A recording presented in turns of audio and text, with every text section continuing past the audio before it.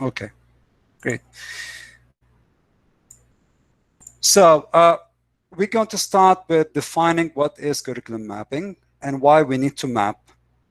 And then we're going to move on to the two types of maps we're going to discuss and the phases of curriculum mapping revision, as well as elements of the mapping. And then lastly, we're going to move on to the tool we're going to use, which is the curriculum mapping system that we've been discussing a lot lately.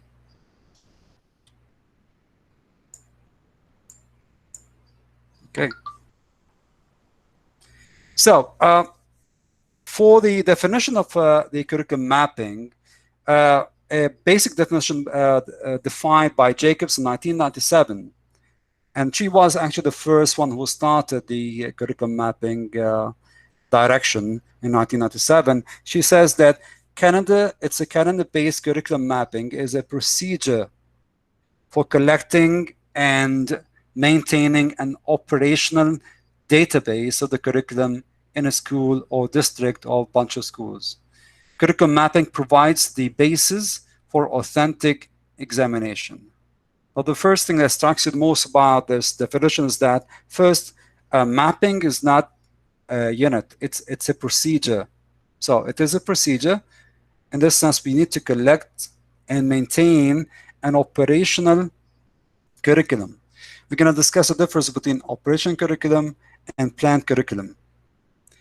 And then it should provide a basis for authentic examination of our curriculum, including the standards, the unit plans, student achievement, everything. Okay, so this is the basic definition of curriculum mapping.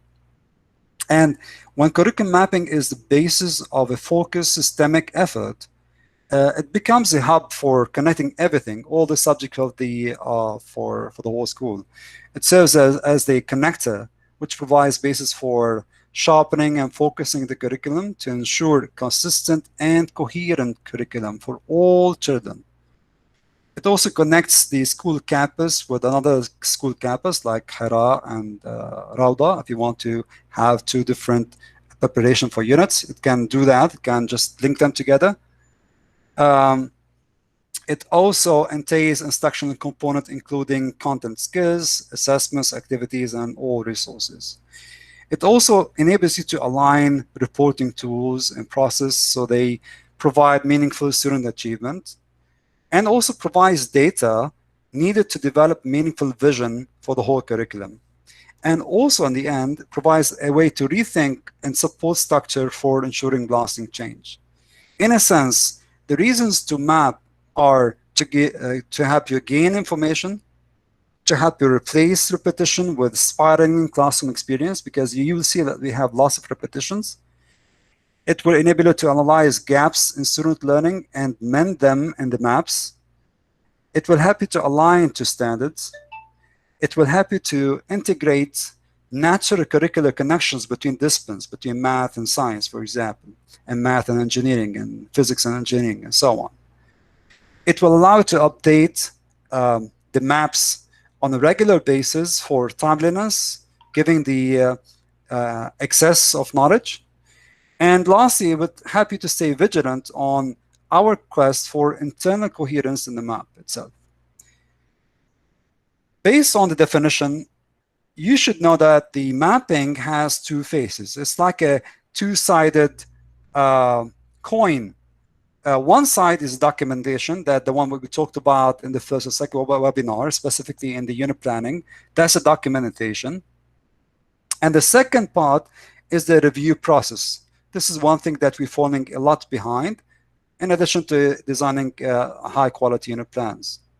So a review process should be collaborative examination and revision of the maps by the teachers, and of course, coordinators as well.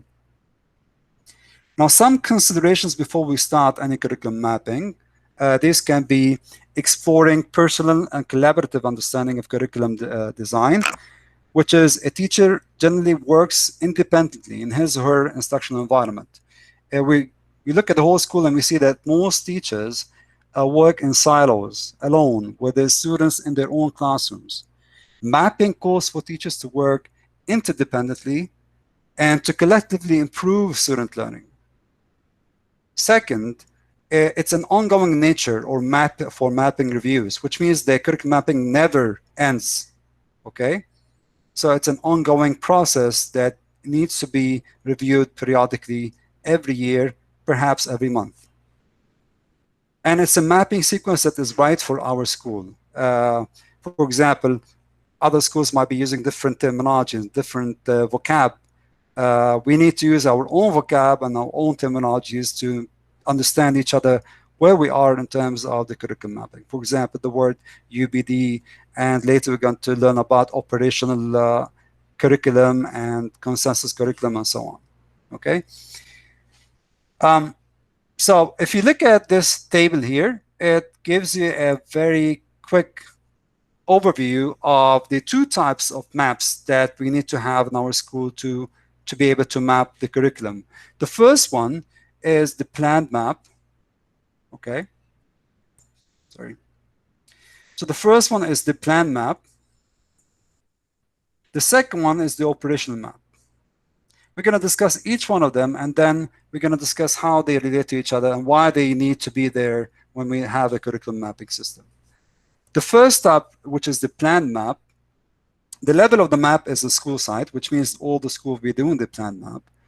And it's done biannually perhaps at the beginning of the year or at the end of the year, depending on the school. And it can be every month. Okay, so we need to talk about when do we need to have planned curriculum meetings and collaboration throughout the whole school. Usually, we used to have this at the end of every semester. The recording persons are either 2 or more teachers by grade level, department, or even cross-disciplinary or interdisciplinary team between more than one level, or you might have it more than one subject. And the purpose is that teachers collaboratively reach agreement concerning compulsory planned learning expectations for a given discipline or course based or adopted or self-generated standards, which means it's like a contract or like an agreement that this is the plan that we need to execute throughout the whole year or throughout the next semester. Okay? Now, planning a unit or bunch of units or planning a map is different than actually executing that. So what usually happens is that we plan for something, but something else might have happened instead. So what we need to do is that in the review process, we need to have also operational map. Okay? And this is done after instruction. For example, if I plan for Unit 1 in mathematics, for example, this year, I do that, I start that with a planned map. After I'm done with this unit, I do the review based on what actually happened in class. Okay? So this is done after instruction. And this is also done with 2 or more teachers in the same grade level or department. And each supports from individual map, which we call, in this case, in our school's case, we call them lesson plans. Okay? And we collectively adjust planned map based on what actually is part of the student learning. Okay? Why it's important, we're going to discuss why it's important to do that. This chart shows you the process itself. We start with a planned map. This map includes the standards and learning targets. We're going to call learning targets LTs. And the unit plans we discussed in the second webinar. Now, based on this unit map, each teacher will have his own individual teacher map in what we call lesson plans. So they're going to base the lesson plans on the unit plan. After we're done with the unit, we're going to use the teachers' lesson plans and teachers' experience in class to feed into the operational map. Okay? So after we're done with the unit, you go back to the map and revise it based on what actually happened in class. Okay? Only then, only when we have operational map, can we now analyze for operational map. In this case, we start addressing, looking for unaddressed learning targets. We look for types of assessments that actually happen in class. We look for vertical alignment between grades. We look for inter-alignment within the same unit.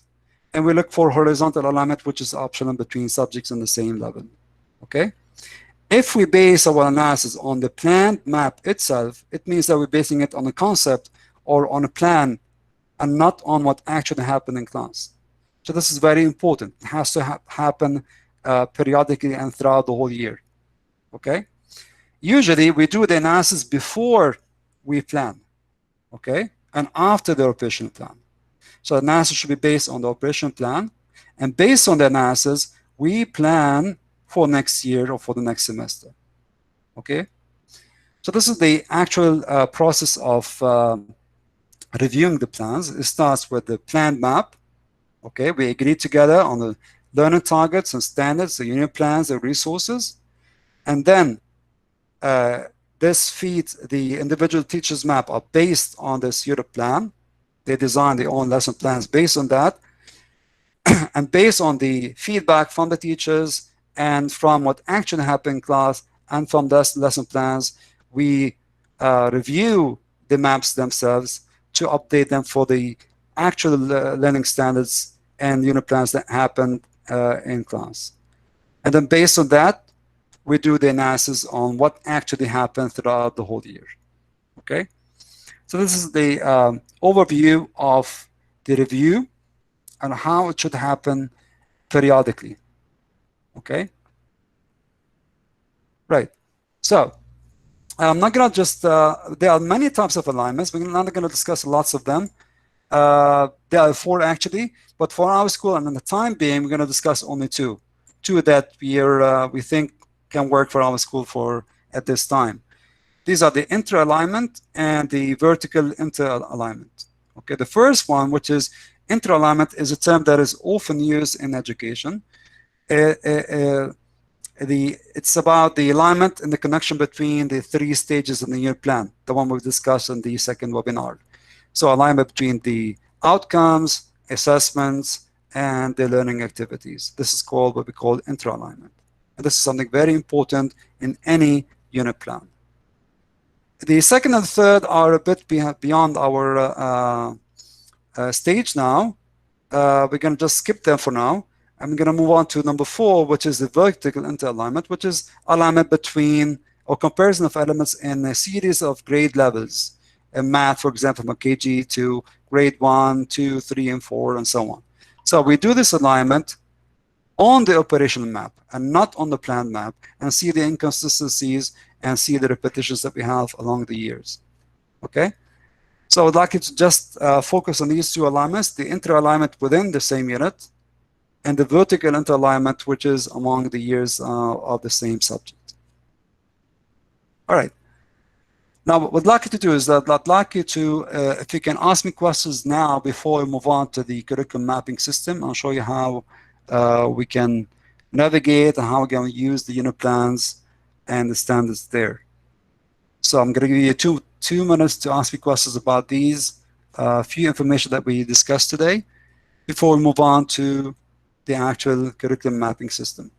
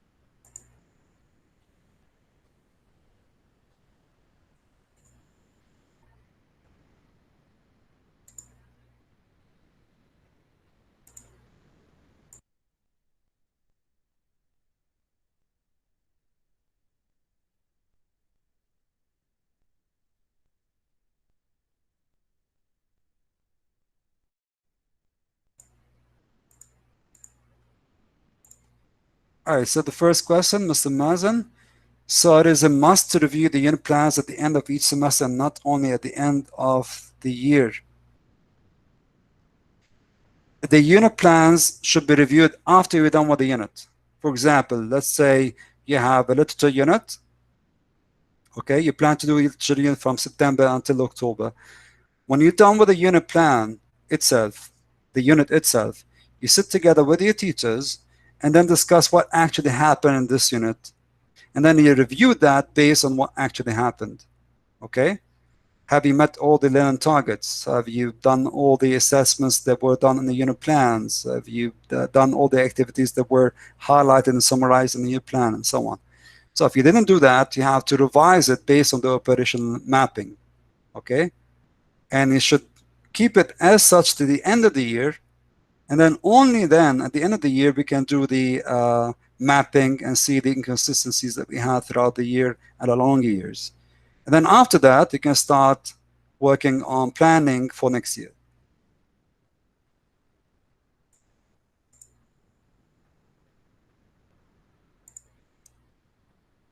Right, so does the individual teacher plan lesson mean an individual plan from each teacher to each lesson, or one plan from teacher or to? Okay, this is a very good question. Actually, lately, many schools are, and this is the direction of the schools, is that teachers would base the lesson plans on the unit plan. Mainly, teachers would collaborate on the same unit plan together, and then compare their the lessons, the actual lesson happen in class. They might have they might do the peer reviews or peer observations in class to see how each one is doing on the same lesson plan, and so on. Usually, it's more collaborative, but they do need to have a lesson plan based on the unit plan. Now, many schools nowadays, if you go to many schools nowadays, for veteran teachers that have been in the school for many years, they don't actually ask them to do that officially, but it should be there for periodic reviews by the administrators. So they might ask them to give them the lesson plan from time to time. But for new novice teachers and teachers that are struggling or those in probationary period, yes, they need to be officially asked from them to do it. And they don't have to submit one lesson at a time. They can submit 2 or 3 lessons together that constitute the whole unit plan. Okay, but lesson plans should not be should be part of the curriculum mapping, because they give feedback on what actually happened in class.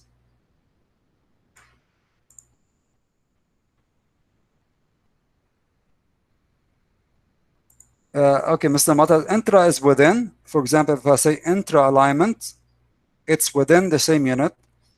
Inter alignment is between units of different subjects, or in the same, which is horizontal in this case, or it can be vertical, inter alignment between units in one subject to units in another, in one level to units in another level.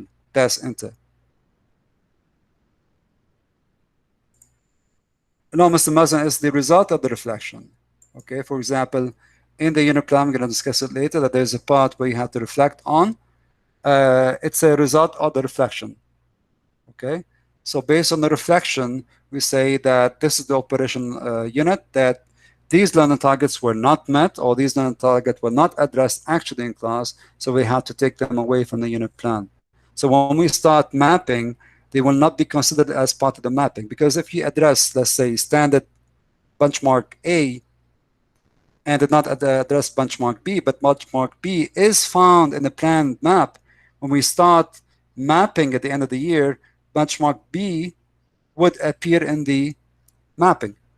And so you would think that you've done this benchmark. You actually did not do that. Okay, so it will result in incoherence in the curriculum. And this is why it's important to have the updated plan as operational before we start querying the mapping at the end of the year.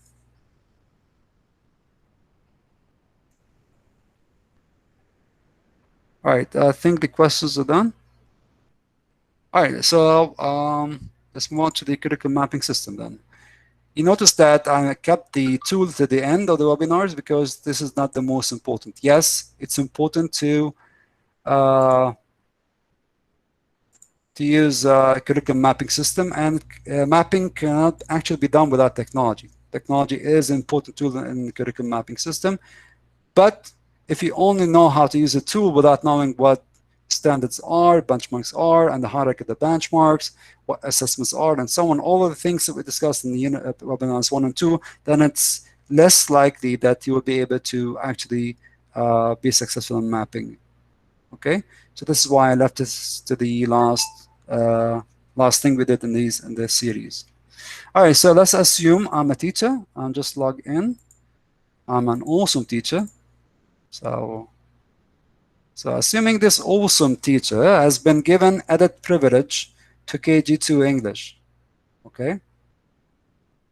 Right. So the first thing you see in the screen is that on the, I'm going to just increase screen here so you can see it better.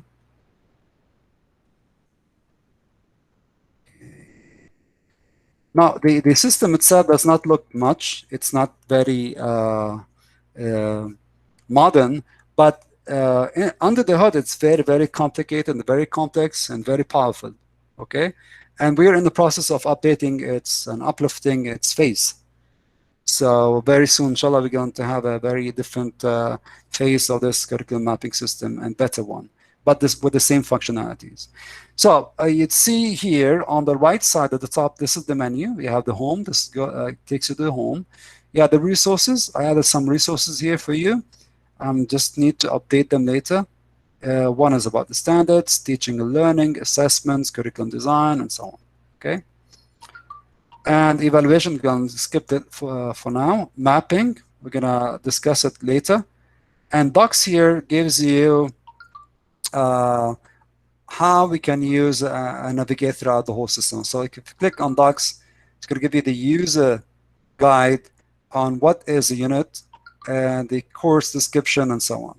Okay, you're not going to see it here because I'm just capturing the tab of the curriculum mapping. So it's going to give you a different window where the unit basics. I'll just give you an example. Okay, I hope you can see it. So it gives you basics on what is a unit, course description, learning targets, adding a new unit, and so on. So all of these are very easy to navigate if you wish to have some help when you do your start unit plan.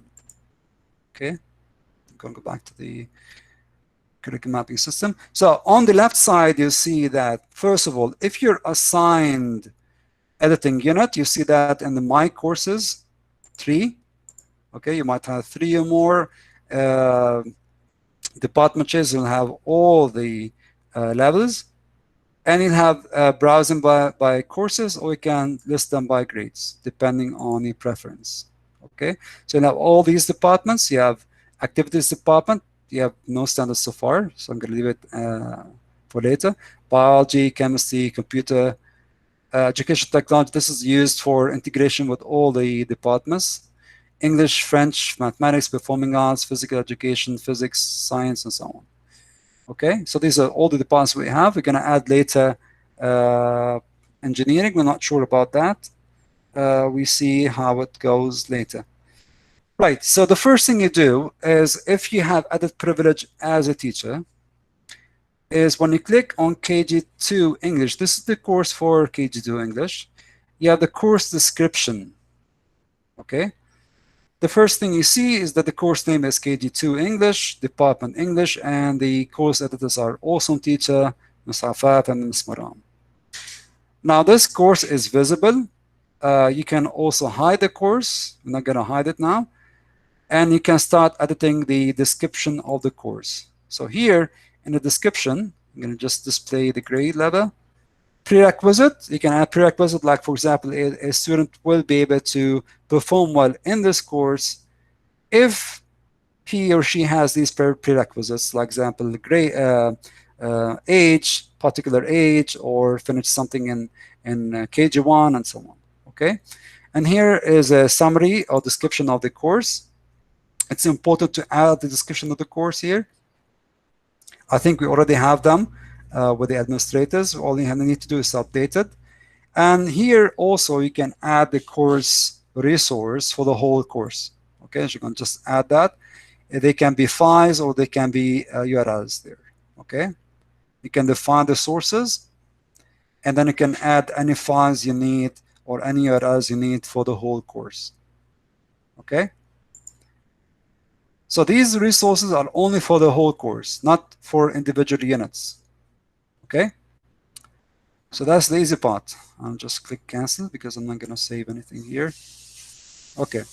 Right. So the course summary reflects whatever you inputted in the prerequisites and the course description. This is followed by learning targets. This is what actually the most important part happens when we start planning for the units.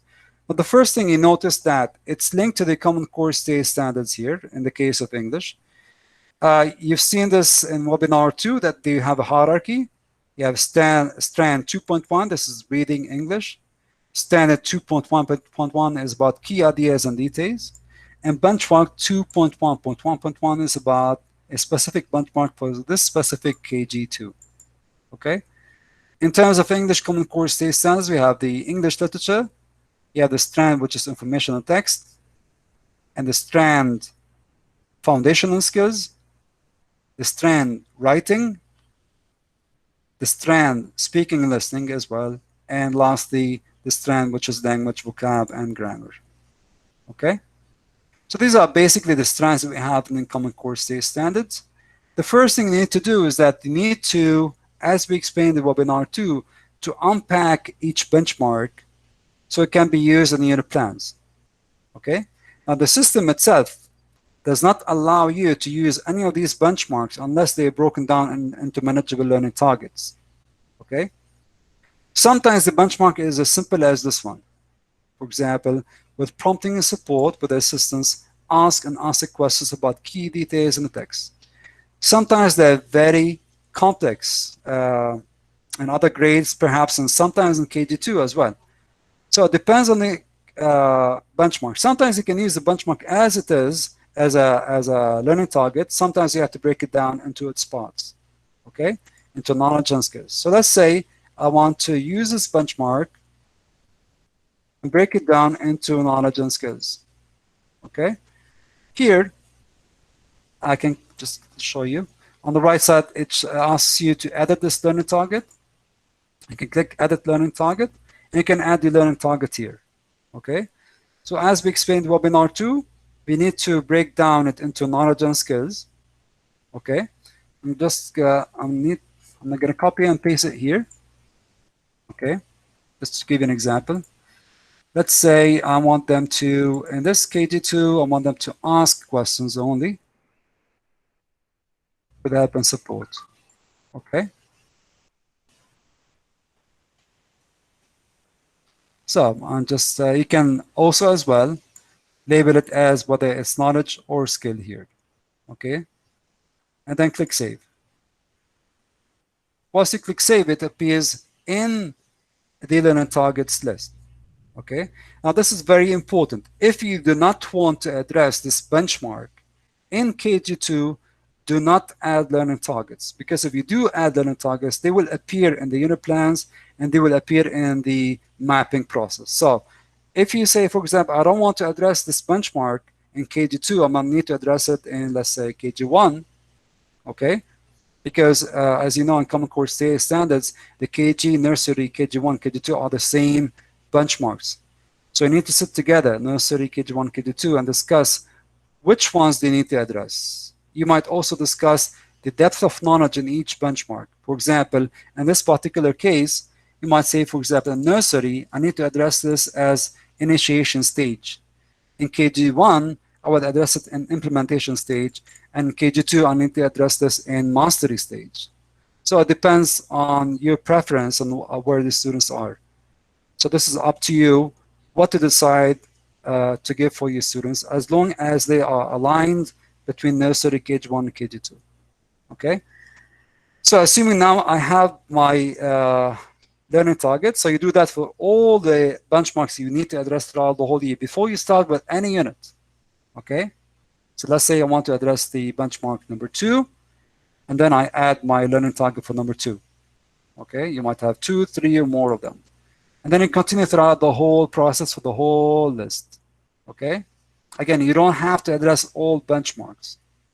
Actually, there was a study by Morzan in 2003 that says that they did statistics that students, if they address all learning targets of all the subjects throughout the whole school years, they need 23 years to finish all the learning targets. And this is actually impossible. So you need to decide which ones are the core learning targets you need to address, and you have to choose them here in this benchmarks. Okay. Right. So in the unit calendar part, you won't have anything yet because you don't have any published units in this course. So I'm going to just close it here. In the unit part, yeah, published units. Yeah, you don't have any published units here. You have editing units. Someone's been editing the units here, titled as GGG. I don't know. Someone is trying to add the unit there. So let's assume I'm going to just, there's nothing here. I'm not going to just remove that. Okay, so you don't have any units so far. The first thing you need to do is to add a unit. Once you click add a unit, it's going to give you 3 or 4 choices. Usually it's a normal unit for English, but it can also be integrated unit or shared unit. Okay.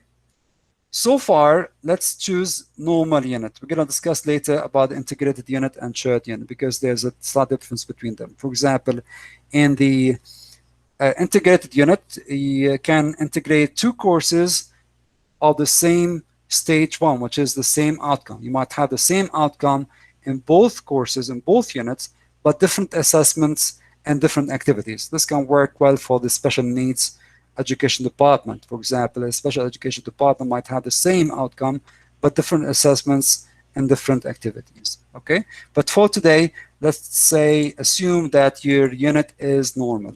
Okay, it's not integrated, it's not shared, it's not a meta unit. Okay, if you want to know more about the difference between them, all you have to do is to just click what are these unit types. So let's assume this unit type, the unit title is, let's say, sharing stories. Okay, so writing personal narrative, sharing stories. Let's say this is the learning target that we chose is about reading. So let's assume this is reading. Okay, and we can call it whatever it is. Okay, just test it. Then there's a unit description. You can just add the description there. And then you have the start date and end date. Okay, so let's assume that it's going to start August or September 13, and it's going to end October 22. Okay, and then we click save. I need to add the description, so I'm going to just add the test there. Okay, so this is going to create a test for you. The first thing you need to do is whenever you want to change something about the test, this part, you need to always click save. Okay, there was a question last time by Ms. Loma saying that she has updated the unit, but the dates were not updated. This is because she did not click on the save here. Okay, so whenever you want to change anything in this part, you have to click save. Okay, here it shows you who's the current editor. This is the awesome teacher. Once you're done editing, you can just click on done editing.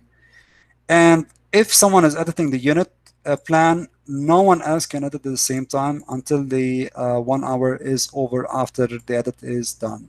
Okay, this is because you won't have a conflicting unit plans at the same time. Okay, so I'm going to just click save. That everything is fine here at this part. Now if you scroll down, you have stage 1, desired results, stage 2, assessment, stage 3, activities, and then you have resources, and then you have unit reflections. So it's the same UBD template that we discussed in webinar number 2. So let's go back to the beginning here. The first is that I need to select the learning targets from the benchmarks that I've already outlined before. So I'm going to just click LT here on the right. And it's going to show in English here the only learning target that I identified before. Remember that I only broke down or unpacked one benchmark. Okay? Therefore, I can see only one. So if you unpack all benchmarks, you see all benchmarks. In this case, I only unpacked one benchmark, which is this one, strand 2.1, reading literature, 2.1.1, and then the benchmark itself, and then you have the learning target. So let's just say I want to choose this learning target, and then at the same time, we have two learning targets that are benchmarks that are linked to this unit, which are the education technology and the social emotional learning department. So you can just click any one of these learning targets you think you can address in this unit. In the social emotional learning, let's say, for example, while reading, I need them to describe their emotions and situations that cause them, okay, in role playing. Okay, so let's assume I'm going to choose this one, and then I want to say that they need to be able to describe things they do well. Students do show and tell, presentation about hobby or skill, early elementary SEL. And then I scroll down and just click save. Once I click save, this is going to populate the whole UBD template with the learning targets. So these are the learning targets that I have, the outcomes. This is from English, and these are from the social and emotional learning, which is self-awareness standard. Okay. Second part, you have the EQ, which are the essential questions we described and explained in webinars 1 and 2. So here you add your essential questions. Okay, and then click save. You can just list them together, or you can just list them one by one. And then enduring understanding, the students will understand that. You can add it here as well. And then you have any cross-curricular mix, you can add it there as well. And any additional elements you want to add for your unit as well. So this is the first part, which is the stage 1, desired results. Right. Stage 2 assessment are the assessment evidence we're going to use that the students have reached this outcome. All you have to do is to add the assessment types. So let's say, for example, you need to add them assessment by assessment. You cannot just put them all together in one assessment type. Okay. So here, describe the assessment type here, and you can just select from here the assessment task itself. It's optional, but it's preferable. Let's say, for example, this is a self-assessment. The fastest of understanding, I'm going to discuss it in a later webinar, because it seems that it's not very understood. So I'm going to just skip it for now. And then scroll down, add any files you need, you want to add as assessment. Don't add any quizzes here, okay, because this is accessible by all teachers and all administrators throughout the whole school. Okay, so please don't add any quizzes here. And any URLs you want to add, and then just click save. And it'll just populate here. The last stage we described is the learning plan or the activities. And we discussed the where to. Okay. And you can also select types of activities. These are, again, optional. They're not mandatory. So let's say I want to involve them in the workshop. And you can add any files here. And then you can add any URLs you need. And then you click save. All right, so this is basically how you can add components in your UBD template of the curriculum mapping system. Finally, if you want to add resources for the whole unit, not a part, not the activities part, the assessment parts, resources for the overall unit, you can add it here as well. You can just need to describe it and add the files or URLs. Okay. The last part is the unit reflections. This is what happens after the instructions was done. After the unit is done, you can just add it. The teachers that are able to add the unit, you can add the reflections. Okay, what actually happened, what worked, what did not work throughout the whole unit. This is going to be added at the end of the unit and then used at the end of the year to be reviewed before we start mapping the curriculum. Okay. There's a part there, which is the admin part. You cannot see it, but the admin can see that. We're going to give some admin access to evaluate and appraise every unit throughout the whole curriculum. Okay, if they have any data or they have any comments on every unit throughout the whole curriculum, they're going to have a part there. They're going to see it, but you cannot see that on unit. So once you're done, you can just click confirm and publish. So this one now is published. You can see it there, the published unit.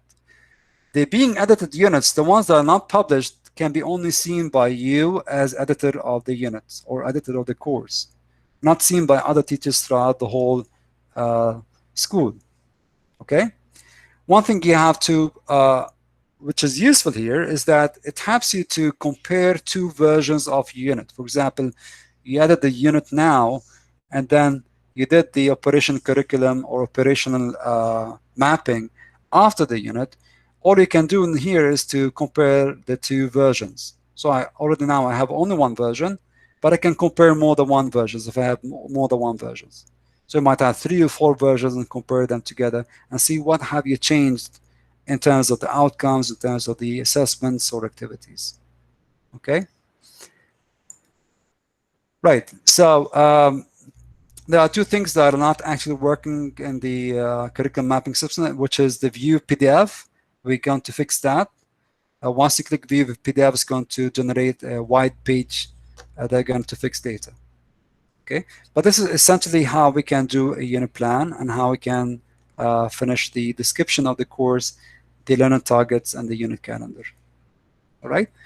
So this is the procedure of how to do it in terms of the units. Now, once we're done, once we have all the operational curriculum throughout the whole year, and we're ready to map the units, we're ready to map the learning targets, the activities, and the assessments, we have to head now to the mapping part. This is the most important part for the curriculum mapping system. Okay? Now, first, we can map the calendar. For example, let's say I want to map the calendar for grade 2 English, assuming we have grade 2 English, from the day of between September 2019 and June 2020. I don't think you're going to see anything here. Oh, yes, we do. So this shows the units, the start and date from beginning of the year, which is September, until now. Okay. So it shows the course, the unit, start date, end date, and unit description. And shows you how many items were found, 22 items, 22 units. Okay. Right. You can also query the level as well, only levels, not courses. And you can query as well how many units were published in a particular department. Let's say English, chemistry, computer, and so on. Okay. I'll give you an example. Physics, let's say, from September 2019 to June 2020, and click show. It shows all the units been published in physics and all the grades from 7 to 12. Okay. So here we have 20 items found in all the units in physics from 7 to 12. All right. This is one thing about the calendar. The second thing is about learning targets. Remember, learning targets were identified in the standards and the benchmarks. Okay. For example, the first one says, show me learning targets not yet addressed or used from any of these. I can also define the courses. I can define based on the grade level in all the subjects. I can define also based on departments throughout all the levels in the same department itself. Okay.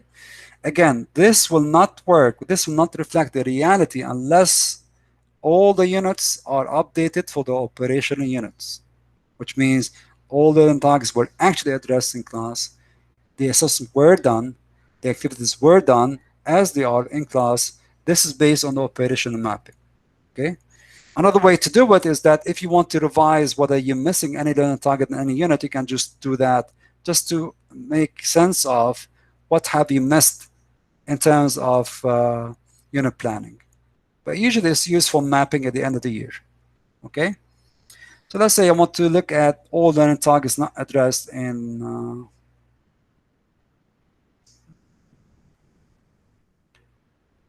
grade 3 science.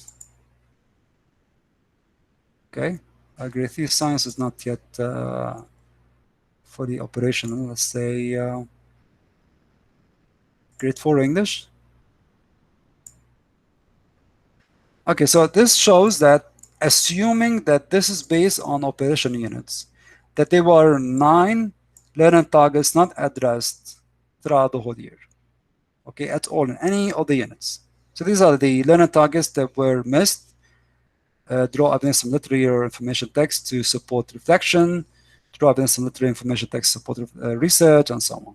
Okay, so these are the learning targets that were missing from throughout the whole year. Okay. Now, if you do not want to address them from the first place, delete them from the list of the benchmarks. Just delete the learning target itself, so it won't appear here. If you're planning to address it throughout the whole year, add it to the learning target, and then it's going to appear here if you did not address that. Right, the second part is show me learning targets addressed or used already from. Again, these are the learning targets that are being addressed throughout a level, a subject, a course, or a whole department. The assessment and activity spots, the assessment part, it gives you a graph of types of assessments that are being used. Okay. Now, so far, now the graph is not working. We're going to fix that, but it's going to give you a clue about the types of assessments that are being used in particular level, okay, or a course. I'm giving an example here, and let's say 2 math. It does not generate the graph now, but it's going to be fixed later. But it's going to give you the assessments that are not being used throughout any unit throughout the whole year in math grade 2. Okay, like peer assessment, portfolio, rubric, and so on. Again, this is based on the authenticity of the unit.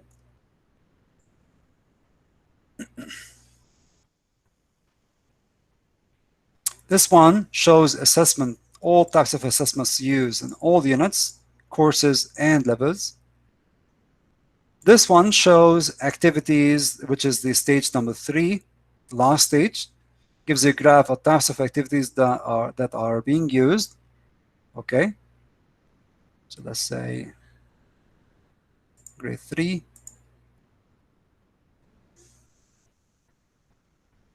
So these are not used in any of the units.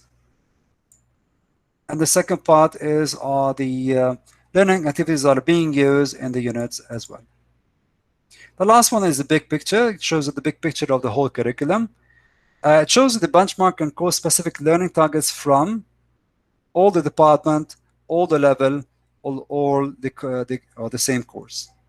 Okay, so let's say I want to look at biology.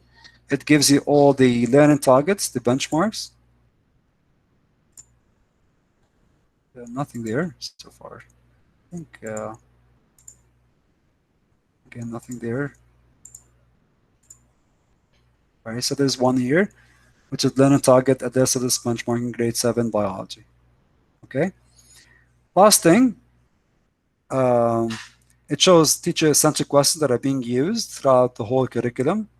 Again, the same query, you can do that there. And then lastly, you can search for keywords that are being used in the unit description, title, or resource. For example, if I want to look at a particular buzzword that I think is important for our curriculum, let's say research. This is an important word that should have been used in all departments or all grades. Let's say I'm going to just choose all the grades 1 to 12, and see how many units have been using this word research, a keyword, in all the units. So I can just click show, and shows that it's being used only 9 times throughout all the units throughout the whole school.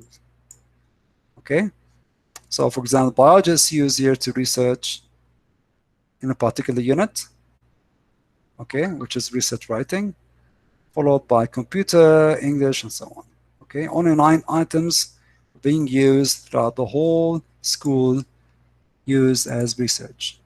So here you can use it as a keyword to research any keywords throughout the whole school year. Or if you want, for example, if you want to, you're seeking to have a cross unit between English and social studies, for example, in a specific domain. You can research this specific word in the same level, and you might find units that are being addressed in social studies or in arts or performing arts and so on. So you can collaborate with that teacher or that coordinator to work on integrated units. Okay? So these are basically the main parts in the curriculum mapping system that can help you to start with mapping your curriculum. Of course, if you're stuck, you have the doc part here. It shows you the how to go along and save the unit and how to address the benchmarks and so on. It gives you everything you need to get started. Okay? So that's basically the unit itself. I think I'm done. The evaluation part, we're going to discuss it later in a later stage. It's evaluating your course, having teachers, other teachers evaluate your course, or even students. We're not going to use it so far. It depends on the admin discretion. Okay, so that's it in terms of the curriculum mapping system. Now, if you have any questions, you can address them now.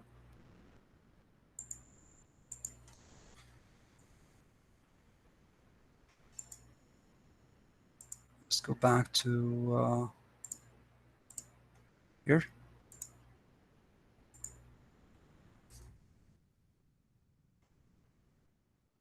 Right.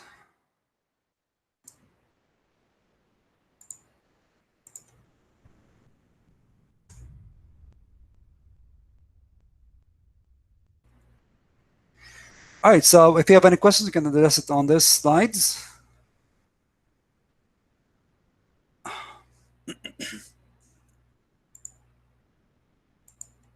I'll give you 2 to 3 minutes to just type in your questions.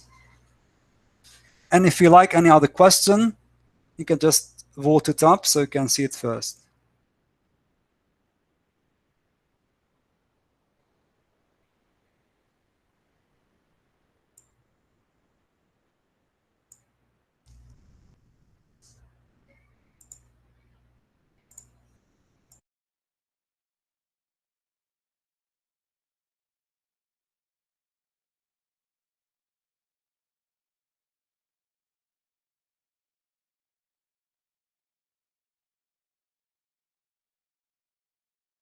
You need to sign in because you're accessing it outside the school email account. This is only reserved for the school email account. So make sure that you're signing in using the school email account, not any Gmail.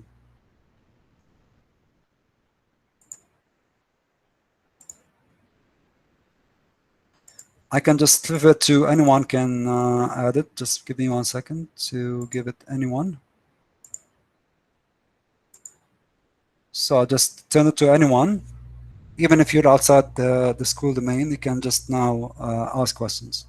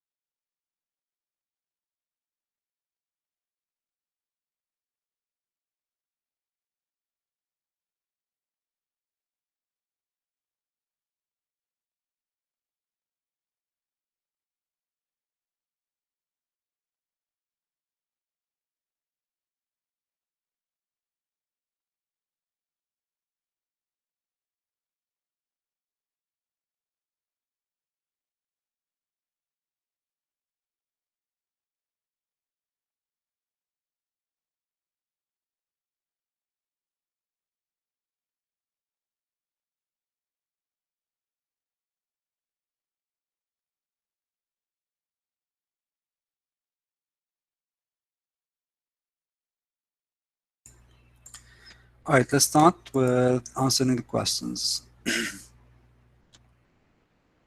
Okay, Mr. Rana, you're asking that why don't we set a workshop or lecture for the upper grade students to explain for them what is expected from them and how to change the way of thinking about the new teaching process? It's not actually the new teaching process, but actually when you unpack a benchmark, you have to, the students need to know it. The students need to know where they're heading and what are the skills and knowledge they need to attain and understanding, full understanding that they need to achieve. So this is part of being sharing with the students where are we going. Okay, so this needs to be part of everyone's practice.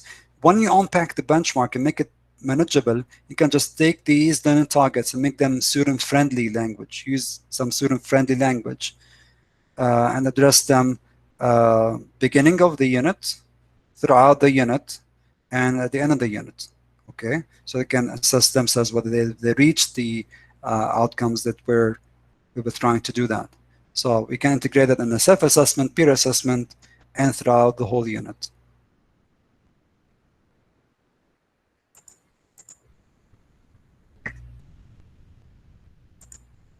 Okay, Mr. Mataz, in the part for enduring understanding, do we write them as questions or as statements? No, enduring understandings are statements. Students understand that, and then you continue with the enduring understanding. Okay.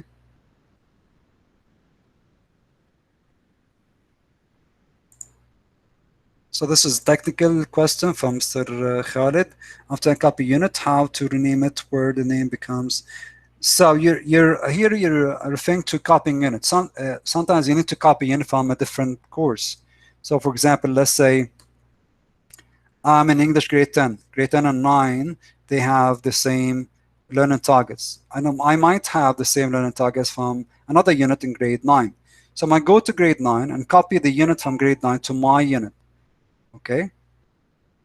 So you can just copy the whole unit to your unit, and then it's going to appear in the editing part at the end of the units. Okay, in your course.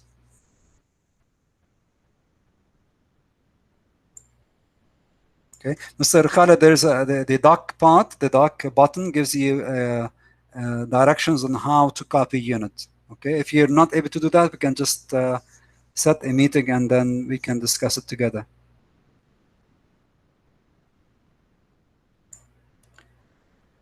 Yes. Okay, this is a very good question. The standards seem to be posted. When I need to add modify standards, do I copy and paste them from another source, or how may I add them? This is a very important question. From the terms of the standards, the strand, standard, and benchmarks, this is added by the system admin. For example, if, let's say now social studies, they need to change the standards. When they want to change the standards, they need to sit with the system admin and then ask the system admin to add these standards instead. If they want to modify, they're going to ask the system admin to change the benchmark from A to B and so on. Okay? Because if we have anyone editing all the standards, they're going to be very, very messy. Okay? So this part, it needs to be very centralized. For the part where we need to unpack the benchmark, you add the learning targets. If you don't want to address a benchmark, which is in the standard, just don't add learning targets, and it will not appear in the unit plans nor in the mapping part. Okay?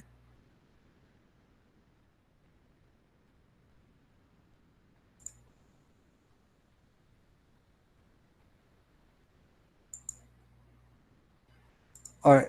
How are the utilized learning targets retrieved or identified? The learning targets are identified based on the benchmark.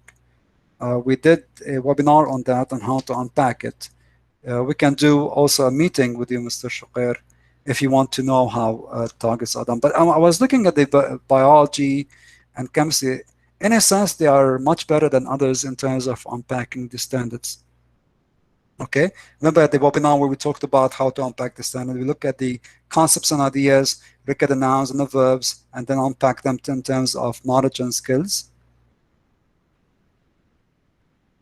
So if you need the help with that, we can sit together and work on them.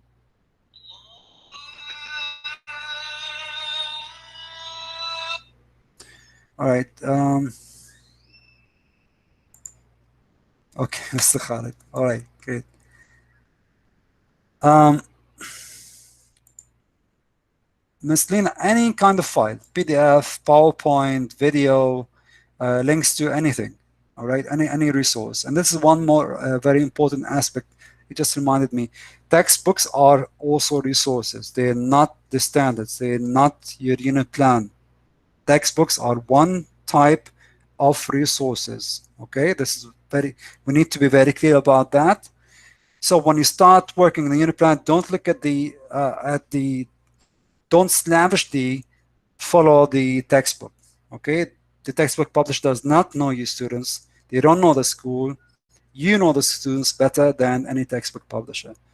Okay, so again, consider a textbook as another resource like worksheet, like any link in the unit plan, and not the unit plan itself. Okay.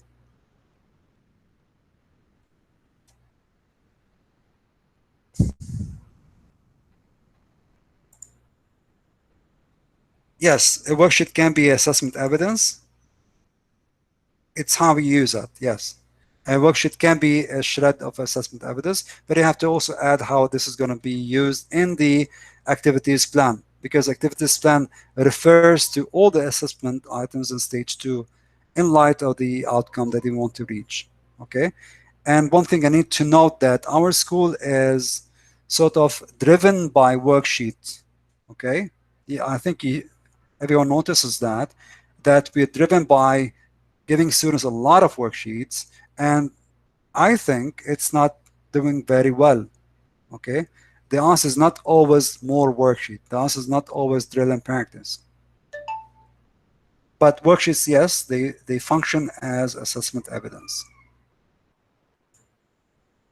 Again, it's one type, as we discussed in the earlier webinar. We need to have an album of types of evidence, and the most important is the performance task and project.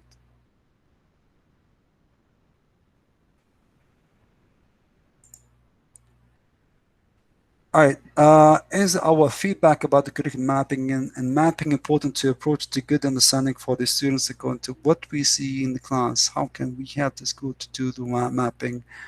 The school admin will be working on a specific scheduling, a specific plan for that. But we have to start now.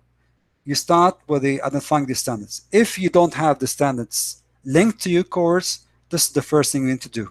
We need to link standards to your course. That's the first step. Okay. Step number 2, we need to unpack the standards. Look at the benchmarks that you need to address throughout the whole year. Talk with, you have to sit with and collaborate with the teachers in the same level and the one in different levels as well. So you can plan and align the learning targets as you plan for the map. Okay. And then you start unit plans, designing unit plans. Okay. If you're just starting unit plans, one unit plan will do. So just design one unit plan and then share it with anyone you want to have feedback on using the tool that we identified earlier. Okay. And get feedback as much as you can from different teachers, different coordinators, so I can give you as much as you can feedback on the quality of unit plan. Admins will have access to just review. They just give, they just add a comment, okay, and just review. They can't edit that. System admin can do that, but admin, the school admin, will only be able to appraise, just to add a comment on a particular unit plan. We have lots of anonymous questions. Okay. Are there going to be any new feeds added to the dashboard, students and teachers, according to the new process? This is different than the student information system, which is referred to as dashboard. Dashboard is a student information system. This is the planning system. This is where the curriculum resides. Okay. Now, in terms of adding feeds and so on, later in a later stage, we can move on to a more specific report card, specific outcomes, and so on based on standards. For example, you might at the end state in the report card or in the performance that your child has not reached or mastered this particular learning target. Okay, it's going to be very useful for you and for the parents and the student to know where to improve. Okay, whether it's during the conference with the parents, whether it's in the performance and so on, you can now identify whether the student has mastered this learning target or not. Okay. And in a later stage, you might move on to a master-based teaching and learning, which is the students are not, they don't sit together and work together based on their age, but based on the mastery of the learning target. Okay, but that's a long shot. It's going to take a lot of time to reach there. Mr. Rashash, very long question. Okay, does missing certain learning targets in the curriculum mean that we fail to achieve all the desired learning outcomes, especially that our selections for most of the languages are shaped by the type of lessons where some benchmarks are not necessarily used? Again, Mr. Rashid, if you don't want to use the benchmark, don't add the learning targets. Okay? It's going to be skipped in the mapping system. Fine? If you want to address this benchmark, you have to add the learning targets you want to address throughout the whole year. And then it's going to be considered in the mapping process. Okay? There's no word such as fail to achieve the desired learning outcomes. Okay? It's always a process and review. The first thing you have to decide is throughout the whole year, you plan with the teachers what are the learning outcomes you want to address. Okay? So you go to these benchmarks, unpack them into knowledge and skills, and then address them in the units. If you want to skip a benchmark, don't add any learning targets. Again, don't add any learning targets. If you have already done learning targets, just delete them. Okay, and they will not appear in the units. What if we failed all the desired targets due to time constraints and other delaying issues? Can we take out the objectives? Again, this is the idea of planned map and operational map. Okay, this is why we need to have two maps. The first one is where you plan it. The second one is you have to reflect the plan, the operational plan itself, what actually happened in class. Okay? And then you look at the mapping at the end. The mapping should be based on the operational plan and not based on the planned map. Okay, the operation curriculum and not based on the planned curriculum.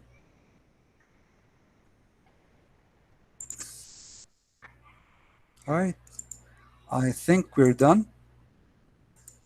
One more last question. No. All right, thanks a lot for your time. And thanks for tolerating me for these 3 webinars. Hopefully this was going to be a springboard or it's going to give you a boost towards the right direction on where to start in terms of curriculum mapping and unit design. And in later stages, very soon, we're going to have lots of meetings. And if you need help, I'm always here.